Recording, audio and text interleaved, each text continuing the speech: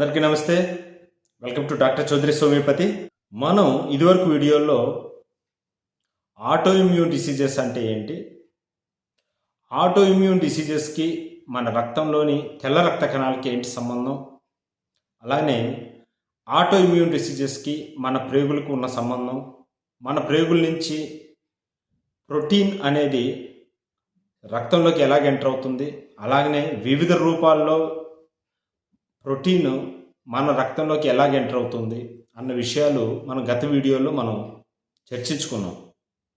అలానే గత వీడియోలో తలకు సంబంధించిన ఆటో ఇమ్యూన్ డిసీజెస్ ఏమిటి ఆ లిస్ట్ కూడా మనం చర్చించుకున్నాం. ఇప్పుడు మన శరీరంలో తలలో ఇంకొక భాగం అయిన కళ్ళకు సంబంధించి ఆటో ఇమ్యూన్ డిసీజెస్ ఏవేవి ఉంటాయి, వాటి పేర్లేంటి, వాటి లక్షణాలు ఏంటి అనేది మనం చర్చించుకుందాం. కంటికి సంబంధించి వచ్చే ఆటో ఇమ్యూన్ డిసీజెస్ గురించి మనం తెలుసుకునే ముందు కంటిలో ఏ భాగాలు ఉంటాయనేది మనం తెలుసుకోవటం మంచిది. కంటిలో కార్నియా మీకు తెలుసు, నల్లటి గుడ్డు ఉంటుంది. నల్లటి గుడ్డు పక్కనే తెల్లగా ఉండే ప్రాంతం పేరు స్క్లీరా అంటాము. ఈ నల్లటి గుడ్డు మీద ఉండే ట్రాన్స్పరెంట్ లేయర్ని కార్నియా అంటాము. అలానే ఈ నల్లటి గుడ్డుకి రంగునిచ్చే ఆ నలుపు లేదా బ్రౌన్ కలర్ ఆ రంగునిచ్చే పార్ట్ పేరు ఐరిస్ అని అంటాం. ఈ ఐరిస్కి చివర, ఆ చక్రం చివర ఉండే ప్రాంతం ఈ కొరాయిడ్ ప్లెక్సస్ అని అంటాం. ఈ బ్రౌన్ కలర్ పార్ట్ ఐరిస్ వెనకలు ఉండే మనకి కనిపించే ప్రాంతం లెన్స్ అని అంటాం. దాన్ని శుక్లం అని కూడా అంటాం తెలుగులో. దాని వెనుకల రెటీనా ఉంటుంది. ఆ రెటీనా వెనుకల ఆప్టిక్ నర్వ్, కంటికి సంబంధించిన దృష్టిని అందించే బ్రెయిన్ నుంచి వచ్చే ఒక నాడి ఉంటుంది. దాన్నే ఆప్టిక్ నర్వ్ అని అంటాం. ఇవి కంటిలో ఉండే భాగాలు. ఆటో ఇమ్యూన్ డిసీజెస్లో కంటికి వచ్చే ఆటో ఇమ్యూన్ డిసీజెస్లో రెండు రకాలు ఉంటాయి. ఒక ఆటో ఇమ్యూన్ డిసీజు శరీరంలో ఎక్కడో మొదలై అన్ని శరీర భాగాలకు వ్యాప్తి చెందుతూ అలాగనే కంటికి కూడా ఎఫెక్ట్ చేస్తుంది. ఇది ఒక రకం. రెండో రకమైన ఆటో ఇమ్యూన్ డిసీజెస్లో డైరెక్ట్గా కన్నే ఎఫెక్ట్ అయిపోతుంది. ఇది రెండో రకం. మొదటి రకం మనం శరీరంలో ఎక్కడో తయారయ్యి ఆ జబ్బు మొదలయ్యి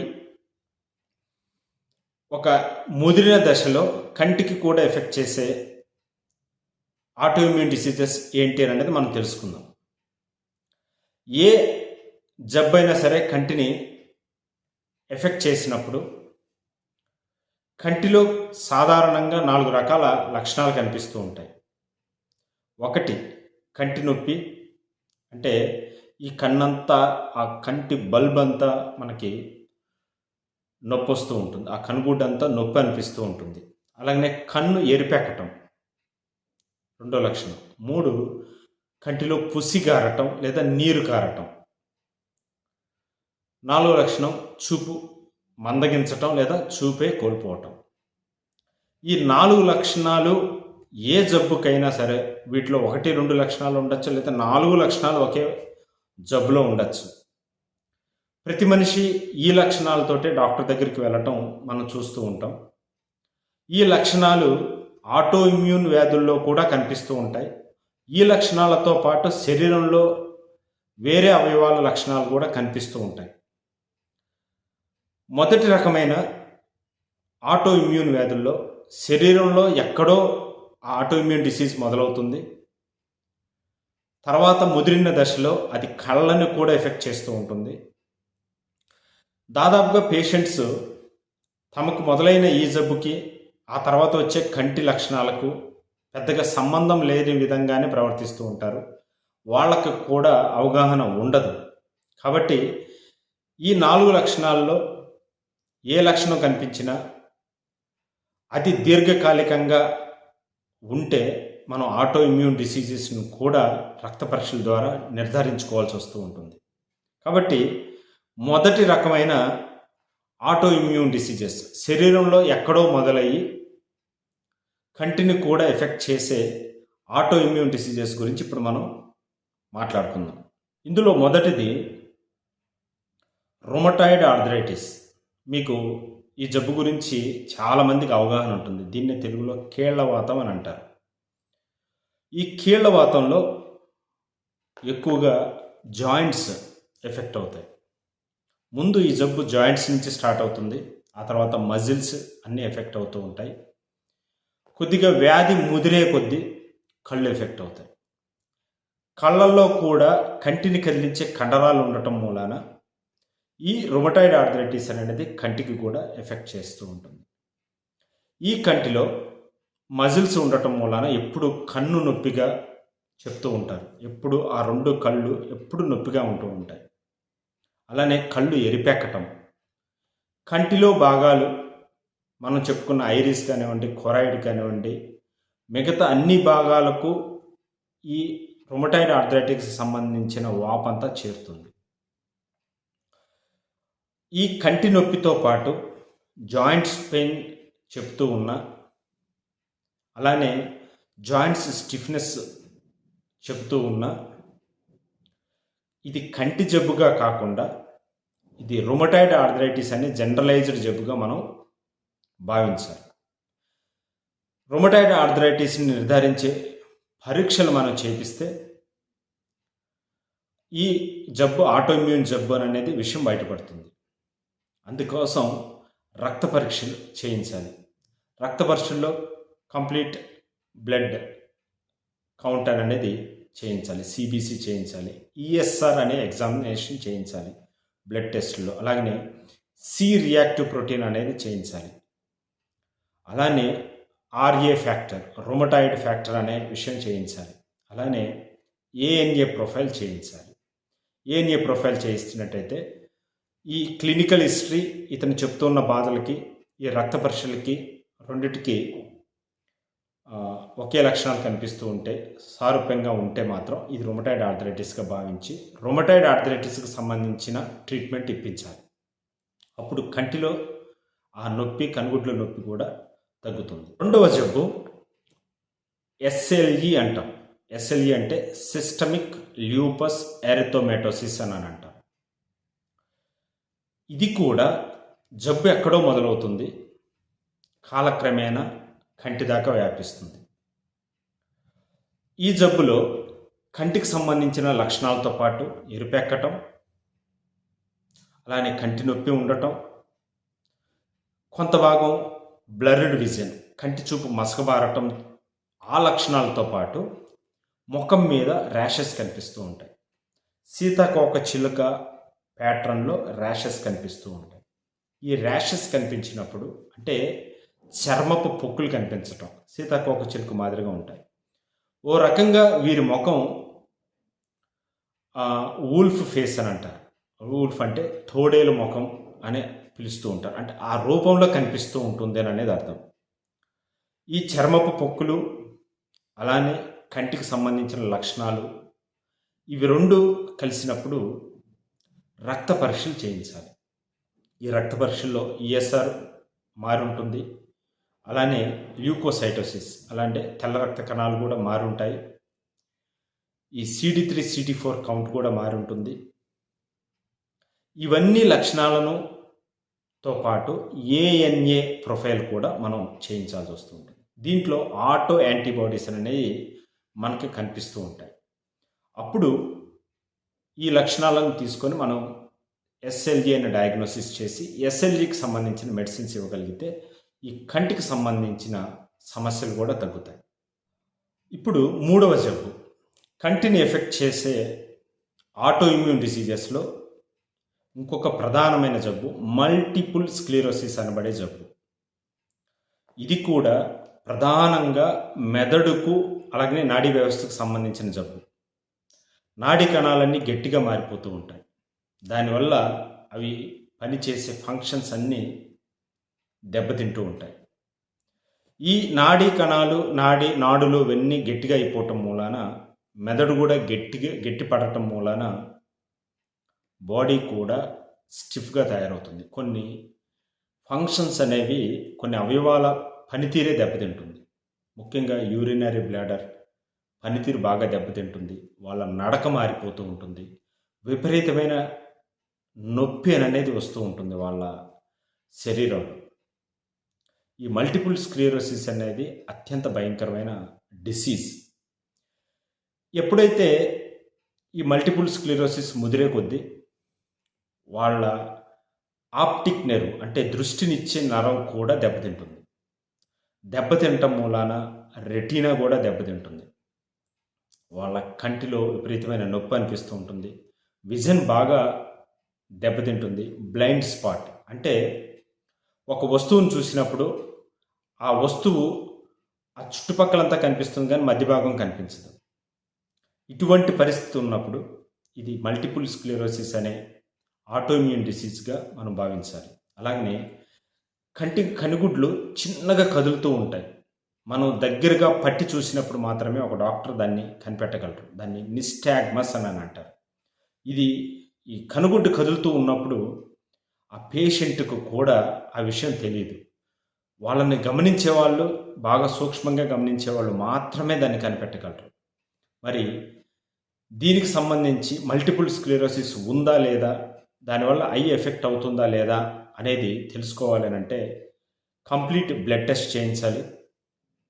వాళ్ళకి సి రియాక్టివ్ ప్రోటీన్ చేయించాలి.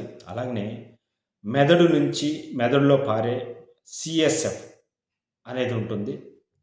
సెరిబ్రల్ స్పైనల్ ఫ్లూయిడ్ అనేది ఉంటుంది. ఆ ఫ్లూయిడ్ని కూడా టెస్ట్కి పంపించాలి. అలాగనే యాంటీబాడీస్ టెస్ట్ కూడా మనం చేయించాల్సిన పని ఉంటుంది. ఈ యాంటీబాడీస్ టెస్ట్ చేయించినప్పుడు దాంట్లో పాజిటివ్ వస్తే ఇది మల్టిపుల్ స్క్లెరోసిస్ డిసీజ్గా మనం నిర్ణయించడం ఉంటుంది. దీంట్లో కంటి లక్షణాలకు మనం ట్రీట్మెంట్ ఇవ్వకుండా మల్టిపుల్ స్క్లెరోసిస్కి సంబంధించి ట్రీట్మెంట్ ఇవ్వగలిగితే ఎంతో కొంత ఆ కంటి లక్షణాలు తగ్గే అవకాశం ఉంటుంది. కంటిని ఎఫెక్ట్ చేసే మరో ప్రధానమైన ఆటోఇమ్యూన్ డిసీజ్ ఎక్సాప్థాల్మస్ గోయిటర్. అంటే ఇది థైరాయిడ్ నుంచి మొదలయ్యి ఆ తర్వాత శరీరం మొత్తం వ్యాపిస్తూ శరీరం మొత్తాన్ని ప్రభావితం చేస్తూ కంటిని కూడా ప్రభావితం చేస్తుంది. ఈ ఎక్సాప్థాల్మస్ గోయిటర్లో థైరాయిడ్ గ్లాండ్ వస్తుంది. అలానే కనుగుడ్లు కూడా బయటకు చొచ్చుకొని వస్తాయి. కనుగుడ్లు బయటకు చొచ్చుకొని రావటం మూలాన కన్ను రెప్ప పడదు. కన్ను రెప్ప పడకపోవటం మూలాన కన్ను డ్రై అవుతుంది. దాని మీద ఉండే కార్నియా కూడా డ్రై అయ్యి అల్సరేషన్స్ ఏర్పడుతూ ఉంటాయి. ఈ అల్సరేషన్స్ ఏర్పడటం మూలాన కంటి చూపు కూడా దెబ్బతింటూ ఉంటుంది. కనుగుడ్లు బయటికి వచ్చి ఎక్కువగా ముందుకు నెట్టబడటం మూలాన అక్కడ కనుగుడ్డు నొప్పిగా భారంగా అంటూ అనిపిస్తూ ఉంటుంది. ఇది థైరాయిడ్ నుంచి మొదలయ్యే జబ్బు కాబట్టి థైరాయిడ్కి సంబంధించిన టెస్టులు చేయించాలి. థైరాయిడ్ టెస్టులో థైరాయిడ్ సెక్రిషన్స్ ఎక్కువగా ఉంటాయి. అంటే T4 లెవెల్స్ ఎక్కువగా ఉంటాయి. TSH లెవెల్స్ దారుణంగా పడిపోయి ఉంటాయి. అలానే ఈ యాష్మోటస్ థైరాయిడైటిస్లో కంప్లీట్ బ్లడ్ టెస్ట్ చేయించాలి. ESR పెరిగింది అని అనేది చూసుకోవాలి. సి రియాక్టివ్ ప్రోటీన్ కూడా మనం చూసుకోవాలి. అలానే TPO యాంటీబాడీస్, థైరాయిడ్కి సంబంధించిన యాంటీబాడీస్ అనేవి రక్తంలో కనిపిస్తూ ఉంటాయి. TPO అనే టెస్ట్ మనం చేయించాలి. ఇలాగా ఈ టెస్ట్లో కూడా ఈ పాజిటివ్ వస్తే ఇది ఎక్సాప్థాల్మస్ గోయిటర్ అని, ఇది థైరాయిడ్ నుంచి వచ్చిన ఆటోఇమ్యూన్ డిసీజ్గా భావిస్తూ దానికి సంబంధించిన ట్రీట్మెంట్ తీసుకోవాల్సి వస్తూ ఉంటుంది. తద్వారా ఐబాల్కి సంబంధించిన లక్షణాలు కూడా తగ్గే అవకాశం ఉంటుంది. ఇంకొక ప్రధానమైన జబ్బు, కంటిని ఎఫెక్ట్ చేసే జబ్బు, రిలాప్సింగ్ పాలీకాండ్రైటిస్ అని అంటాం. అంటే ఇక్కడ కాండ్రైటిస్ అని అంటే మన కీళ్లలో ఎముకకి మధ్యలో ఉండే ఆ మెత్తటి మృదులాస్థిని కార్టిలేజ్ అని అంటాం. ఈ కార్టిలేజ్ అనేది వాచిపోతూ ఉంటుంది. శరీరంలో ఎక్కడైతే జాయింట్స్ ఉంటాయో ఆ జాయింట్స్ అన్నీ ఆ కార్టిలేజ్ వాచిపోతూ ఉంటుంది. ఈ లక్షణాలతోటి పేషెంట్ మనకి అన్ని జాయింట్స్ పెయిన్స్ చెప్తూ ఉంటారు. ఇది చూడటానికి కీళ్ళవాతం లాగా కనిపిస్తుంది, రుమటాయిడ్ ఆర్థరైటిస్ లాగా కనిపిస్తుంది, కానీ ఇది రుమటాయిడ్ ఆర్థరైటిస్ కాదు. ఈ కీళ్ళవాతం లాగానే కనిపిస్తుంది. అన్ని కార్టిలేజ్ వాచిపోతూ ఉంటాయి. అలానే లో ఉండే ఆ పొర, మ్యూకస్ పొర, కంజంక్టివైటిస్ అని అంటాం. కళ్ళ మాదిరిగా ఎప్పుడు ఆ కళ్ళ వస్తూ ఉంటుంది. దాంతోపాటు జాయింట్ పెయిన్స్ కనిపిస్తూ ఉంటాయి.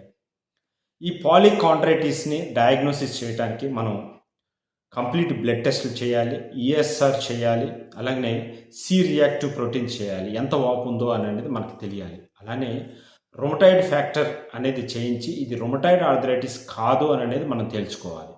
దాని తర్వాత యాంటీబాడీస్ టెస్ట్ చేయించి ఏఎన్ఏ ప్రొఫైల్ చేయిస్తే దాంట్లో పాజిటివ్ వచ్చినట్టయితే వీళ్ళకి పాలీకాండ్రైటిస్ అనే ఒక జబ్బు ఉంది.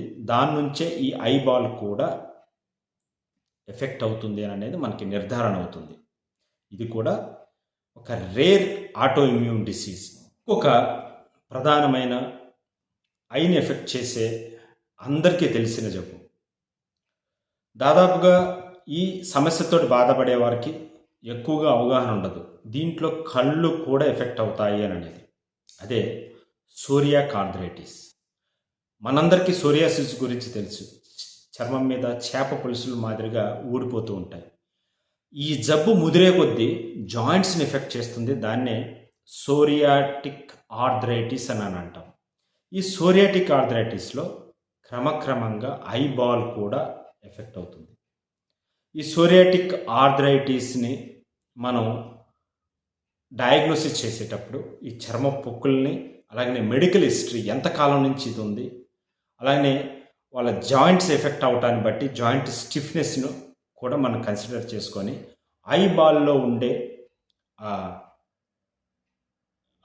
పెయిన్ కానివ్వచ్చు, లేదా నొప్పి కానివ్వచ్చు, ఆ కనుగుడ్లు ఇరిపెక్కటం కావచ్చు, కంటి లోపలి భాగాలు కూడా ఎఫెక్ట్ అవ్వటం కావచ్చు. కొన్నిసార్లు కంటి చూపు మందగించటం కానీ, కంటి చూపు పోవటం కానీ కూడా జరగచ్చు ఈ సోరియాటిక్ ఆర్థరైటిస్లో. దీన్ని డయాగ్నోసిస్ చేయడానికి మనం HLA-B27 అనే ఒక టెస్ట్ చేయి. దీని మూలానే ఏం తెలుస్తుందనంటే HLA-B27 మూలాన జెనెటిక్గా వీళ్ళకి సోరియాసిస్ వచ్చే అవకాశం ఉందా, ఏమన్నా జాయింట్స్ ఎఫెక్ట్ అయ్యే అవకాశం ఉందా అనేది కూడా మనకు అర్థమవుతుంది. ఈ HLA-B27 అనేది యాంకైలోజింగ్ స్పాండిలైటిస్లో కూడా అది. అలానే ఈఎస్ఆర్ అనేది టెస్ట్ చేయించాలి. అలాగే యాంటీబాడీస్ టెస్ట్, ఏఎన్ఏ ప్రొఫైల్ కూడా మనం చేయించి, ఈ సోరియాసిస్ అనేది కూడా ఒక ఆటో ఇమ్యూన్ డిసీజ్ కాబట్టి ఈ ఆటో ఇమ్యూన్ డిసీజ్లో కళ్ళు ఎఫెక్ట్ అయినవిగా మనం చూస్తూ ఉంటాం. సో ఈ సోరియాక్ ఆర్థరైటిస్ ఉన్న వాళ్ళకు కళ్ళు కూడా ఎఫెక్ట్ అవుతాయి కాబట్టి దానికి సంబంధించి చాలా జాగ్రత్తలు తీసుకోవాల్సి వస్తుంది. చాలా బాగా ట్రీట్మెంట్ తీసుకోవాల్సి వస్తూ ఉంటుంది. ఇంకొక ప్రధానమైన జబ్బు, మన కంటిని ఎఫెక్ట్ చేసే జబ్బు IBS. ఇది కూడా ప్రేగుల్లో స్టార్ట్ అవుతుంది. ఆటో ఇమ్యూన్ డిసీజే ప్రేగుల్లో స్టార్ట్ అవుతుంది. ప్రేగుల్లో స్టార్ట్ అయ్యి కాలక్రమేణా కంటిని కూడా ఎఫెక్ట్ చేస్తూ ఉంటుంది. ఈ పేషెంట్స్లో ముందు కడుపు ఉబ్బరము, కడుపులో నొప్పి, మోషన్స్ ఎక్కువగా వెళ్ళటం, మోషన్స్ వెళ్ళేటప్పుడు కడుపులో నొప్పిగా ఉండటం, ఈ లక్షణాలన్నీ చాలా కాలంగా దీర్ఘకాలంగా చెబుతూ దాంతోపాటు ఐ సిమ్టమ్స్ చెప్తారు.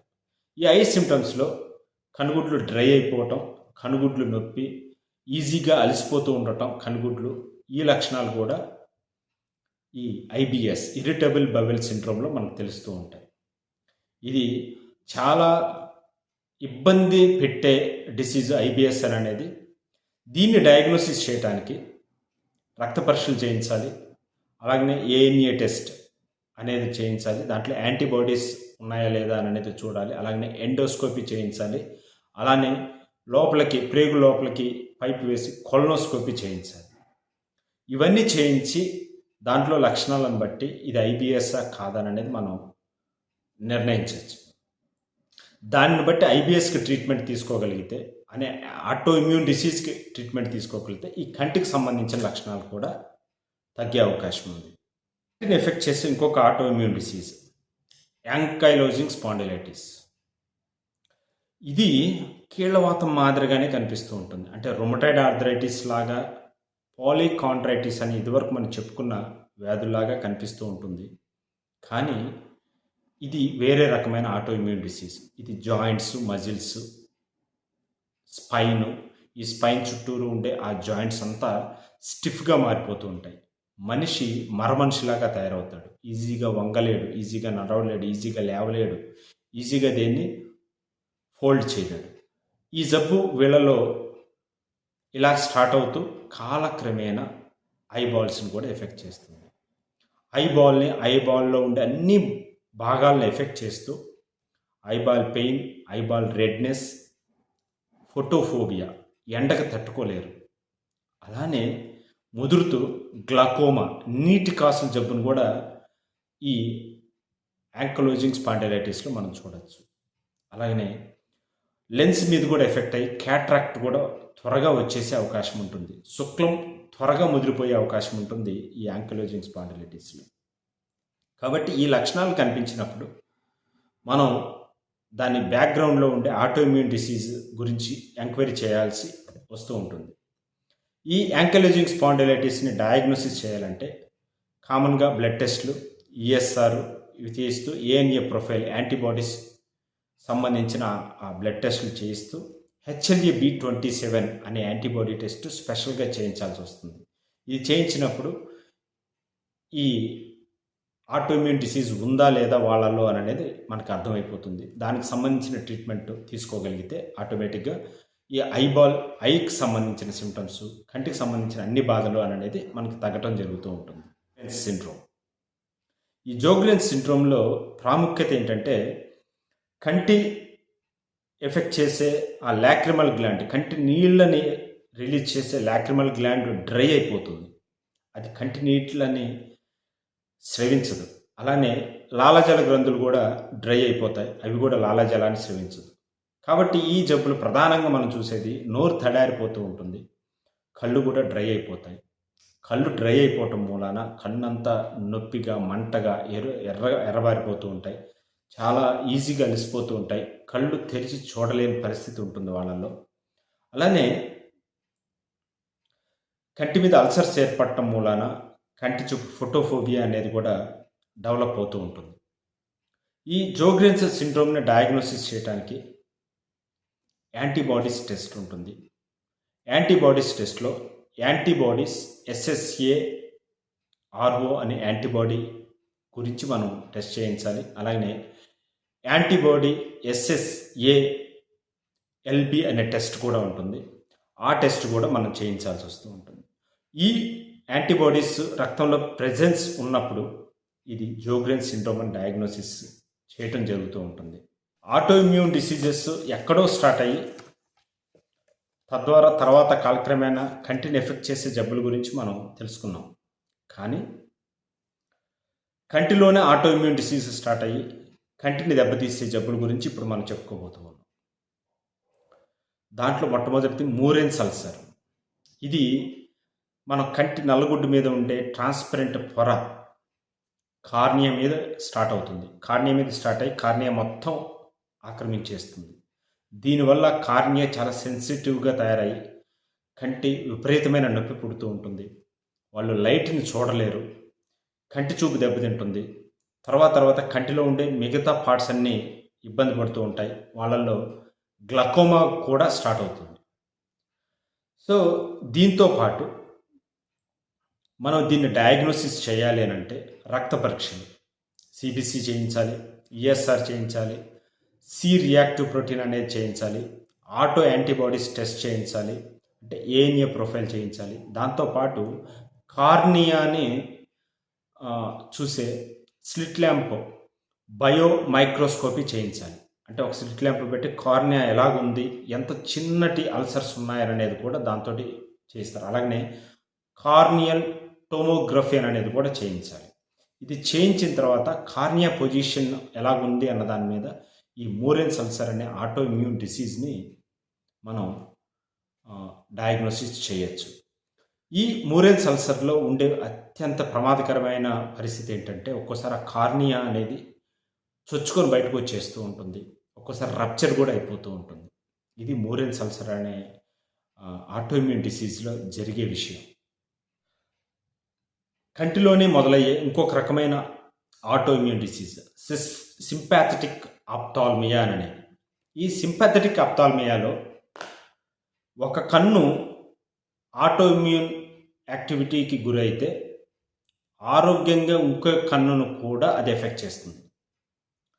ఉదాహరణకి కంటికి దెబ్బ తగిలినా లేదా ఏదైనా సర్జరీ చేసేటప్పుడు అక్కడ ఉండే కంటి కణజాలం టిష్యూ అనేది రప్చర్ అయిన ఈ రప్చర్ అయిన టిష్యూకి వ్యతిరేకంగా ఏర్పడే యాంటీబాడీస్ అదే యాంటీబాడీస్ ఆరోగ్యంగా ఉండే కన్ను మీద కూడా దాడి చేస్తాయి. ఈ కన్నును కూడా పోగొట్టేటట్లు చేస్తాయి. దీన్ని సింపాథెటిక్ ఆప్థాల్మియా అని అంటారు. అంటే జబ్బును పడ్డ ఒక కన్ను ఆరోగ్యంగా ఉండే ఇంకొక కన్నును కూడా దెబ్బతీస్తుంది. ఇక్కడ జరిగే ఆటో యాంటీబాడీ యాక్టివిటీ ఇక్కడ కూడా వర్క్ అయ్యి సేమ్ అదే రూపంలో ఉండే అదే ఆర్గాన్ని లోపల దెబ్బతీస్తుంది. దీన్ని డయాగ్నోసిస్ చేయడానికి యాంటీబాడీస్ టెస్ట్ చేయించాలి. అలాగనే స్లిట్ ల్యాంప్ బయోమైక్రోప్సీ మనం చేయిస్తే, అలానే ఈఎస్ఆర్, సి రియాక్టివ్ ప్రోటీన్, మిగతా బ్లడ్ టెస్ట్లను చేయించి ఈ సింపాథెటిక్ ఆప్థాల్మియాని మనం డయాగ్నోసిస్ చేయొచ్చు. ఏదేమైనా సింపాథెటిక్ ఆప్థాల్మియాకి గురైన వాళ్ళు 2 కళ్ళు పోగొట్టుకోవాల్సిన పరిస్థితి ఏర్పడుతూ ఉంటుంది. కాబట్టి దీనికి సంబంధించిన ట్రీట్మెంట్ జాగ్రత్తగా తీసుకోగలిగితే ఈ సింపాథెటిక్ ఆప్థాల్మియాని మనం అరికట్టచ్చు. కంట్లోనే మొదలయ్యే ఇంకొక ఆటోఇమ్యూన్ డిసీజ్, దీన్నే బర్డ్ షాట్ కొరియోరెటినోపతి అని అంటారు. యూజువల్గా బీసీఆర్ అని పిలుస్తూ ఉంటారు. దీంట్లో కంట్లో ఏదో పదార్థాలు తేలుతున్నట్లుగా కనిపిస్తూ ఉంటాయి. కంట్లో లైట్లు వెలుగుతున్నట్లుగా కనిపిస్తూ ఉంటాయి. అంటే బయట నుంచి పడే లైట్లు ఈ పదార్థాల మీద పడినప్పుడు కంట్లోనే ఒక లైట్ రిఫ్లెక్షన్ కనిపిస్తూ ఉంటుంది. అలాగనే కంటి నొప్పి కనిపిస్తూ ఉంటుంది. కొన్నిసార్లు రెటీనా తీవ్రంగా ఇబ్బంది పడుతూ రెటీనా డిటాచ్మెంట్ కూడా కనిపిస్తూ ఉంటుంది. నైట్ బ్లైండ్నెస్ అంటే రేచీకటి కనిపిస్తూ ఉంటుంది. అలాగే కలర్ విజన్ కూడా, కలర్స్ని గుర్తించే ఆ దృష్టి లోపం ఏర్పడుతూ ఉంటుంది. ఇన్ని లక్షణాలతో పాటు బ్లడ్లో కనిపించే అన్ని లక్షణాలు ఈఎస్ఆర్ రేజ్ అవ్వటం కానివ్వండి, లేదా యాంటీబాడీస్ బ్లడ్లో కనిపిస్తూ ఉంటే ఈ బర్డ్ షాట్ కొరియోరెటినోపతికి మనం డయాగ్నోసిస్ చేయవలసి వస్తూ ఉంటుంది. ఇన్ని లక్షణాలు కనిపించినప్పుడు మీరు వెంటనే, అంటే కామన్గా కనిపించే ఐబాల్ పెయిన్ కావచ్చు, కంటి లక్షణాలైన చూపు మందగించడం కావచ్చు, లేదా చూపే కోల్పోవటం కావచ్చు, కంటి నుంచి నీరు కారటం కావచ్చు, పుసి కారటం కావచ్చు, కళ్ళు ఎరిపెక్కటం కావచ్చు. ఈ లక్షణాలన్నింటినీ గమనించినప్పుడు ఇవి దీర్ఘకాలికంగా మాటిమాటికి వస్తూ ఉన్నప్పుడు ఇది ఆటో ఇమ్యూన్ డిసీజెస్గా అనుమానించాలి. మీరు వెంటనే మీ ఆప్థాల్మాలజిస్ట్ని కలవండి, కంటి డాక్టర్ని. వాళ్ళని ఆటో ఇమ్యూన్కి సంబంధించిన బ్లడ్ టెస్టులు చేయించమనండి. ఒకవేళ ఆ బ్లడ్ టెస్టులు పాజిటివ్గా వచ్చినట్లయితే కంటి డాక్టర్కి చెప్పే సూచనలు, వాళ్ళ మెడిసిన్స్ మీకు ఉపయోగపడకపోతే దగ్గరలో ఉండే హోమియోపతి డాక్టర్ని మీరు కలవండి. మంచి హోమియోపతి డాక్టర్కి మొత్తం కేసు ఇవ్వగలిగితే మీకు ఈ ఆటో ఇమ్యూన్ డిసీజెస్ నుంచి బయటపడటానికి ఎంతో కొంత హోమియోపతి మెడిసిన్స్ని యూజ్ చేయడం జరుగుతుంది, ఎంతో కొంత హెల్ప్ జరుగుతూ ఉంటుంది. కాబట్టి ఈ కంటికి సంబంధించిన ఆటో ఇమ్యూన్ డిసీజెస్ నుంచి కొంత అవగాహన ఏర్పడింది అని భావిస్తూ అందరికీ నమస్తే.